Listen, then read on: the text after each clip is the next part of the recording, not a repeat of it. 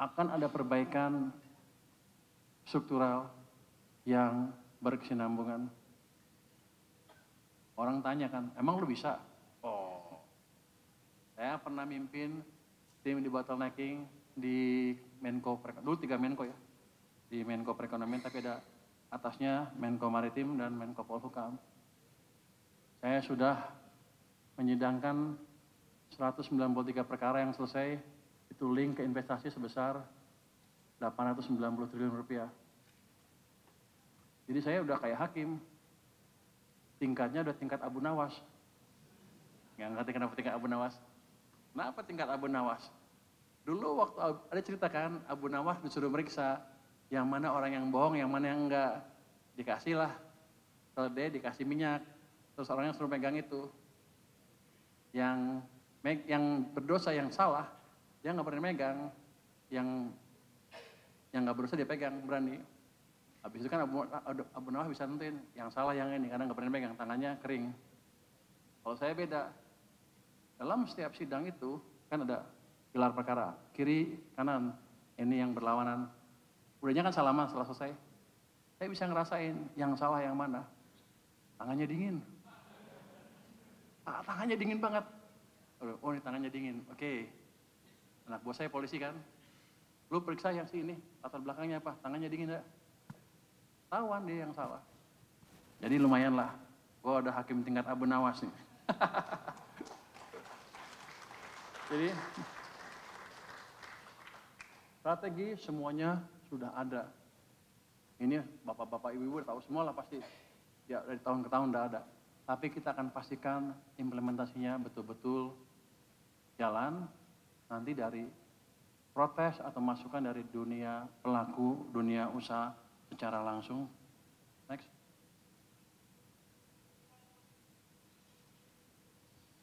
Ini bosan ya? Jadi APBN kita akan dijaga, ini kita ngomong APBN sedikit, untuk mendukung agenda pembangunan, mewujudkan kesejahteraan, dan meredam gejolak shock absorber. Makanya selalu ada, di situ ada subsidi. Orang bilang kan subsidi jelek buat ekonomi, tapi kita mesti ingat, nggak semua orang kita bisa menikmati kue ekonomi dari pertumbuhan ekonomi kita. Jadi kita tetap saja harus menopang orang-orang yang belum beruntung. Next. Ini ke relasi APBN, yang jelas gini, angkanya udah pernah diumumkan berkali-kali, tapi yang jelas begini, media selalu nanya, apakah Anda akan menembus 3%? Saya tidak akan pernah menembus angka defisit GDP 3% sekarang. Nanti kalau udah 8 mah nggak apa-apa kali. Kalau tumbuhnya 7-8 nggak apa-apa. Cuman gini, standar 3% itu ditetapkan secara arbitrary menurut saya. Coba Anda lihat negara Eropa, ada yang 3%, nggak ada, lebih semua. GDP ratio-nya berapa? 80-100% rata-rata. Amerika hampir 100%, Jepang 200%, semuanya besar. Singapura apalagi, besar sekali. Kita cukup prudent, 3% dan di bawah 60, di 40% sekarang. Itu akan kita jaga terus. Karena rupanya itu media barat, pengamat-pengamat ngincer saya.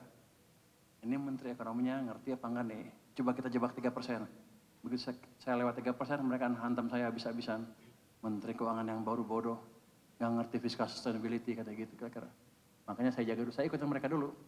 Tapi nanti kalau tumbuh kenceng, ya mungkin kita. Tapi kalau udah tumbuh kenceng, saya nggak perlu defisit besar-besar. Kenapa?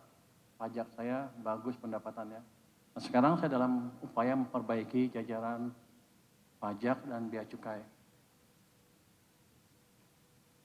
Tapi ada stick and carrot-nya. Saya bilang ke jajaran pajak saya lupain yang ke belakang-belakang, kita fokus ke depan. Kalau Anda bisa naikin rasio pajak ke PDB sampai level yang cukup baik, saya akan minta bonus presiden, sama dengan bea cukai. Tapi kalau di bawah, harus siap-siap aja lu. Kira-kira gitu. Harus fair kan. Tapi saya percaya mereka sebetulnya banyak orang baik juga. Cuma orang baiknya biasanya di pinggir.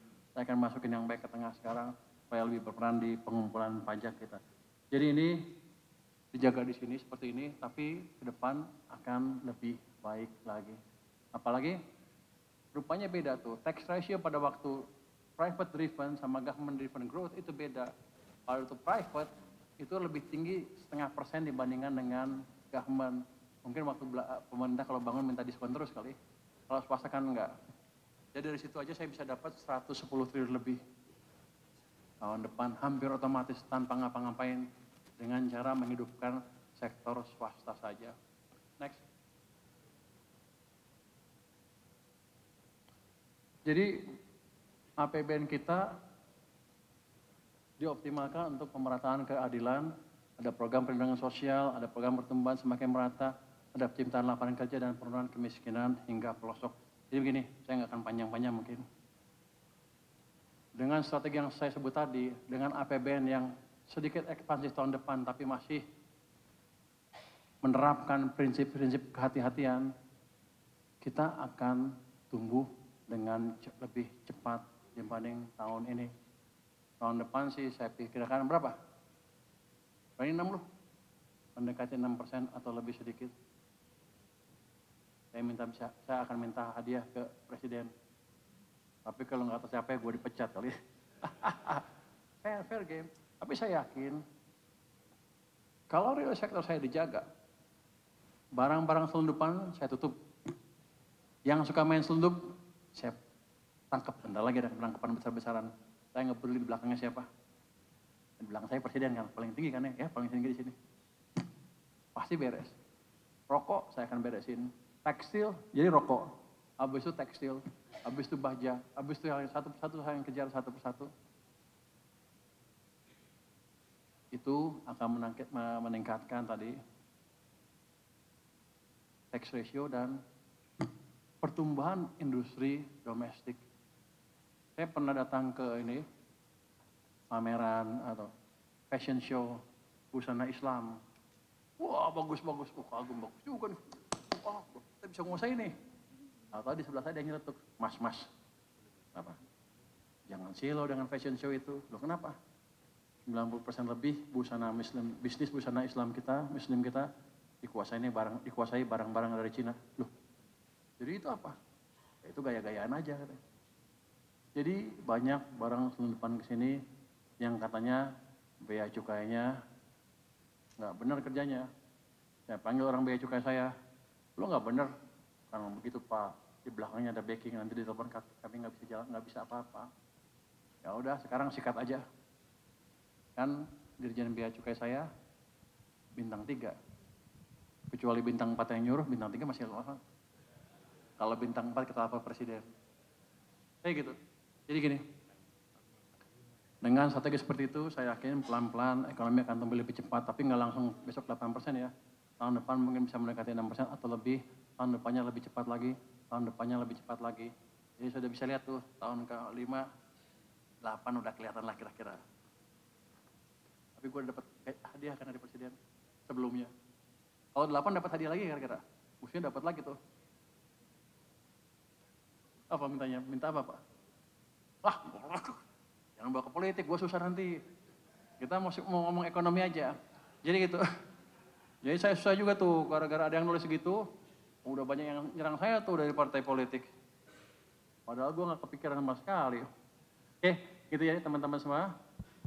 Optimisme yang kita ciptakan bukan tanpa ground atau bukan tanpa alasan. Kita sudah punya pengalaman yang cukup dan kita punya strategi yang pas untuk menciptakan laju pertumbuhan yang lebih cepat lagi. Jadi Anda siap-siap kaya bersama dengan saya. Terima kasih. Wassalamualaikum warahmatullahi wabarakatuh.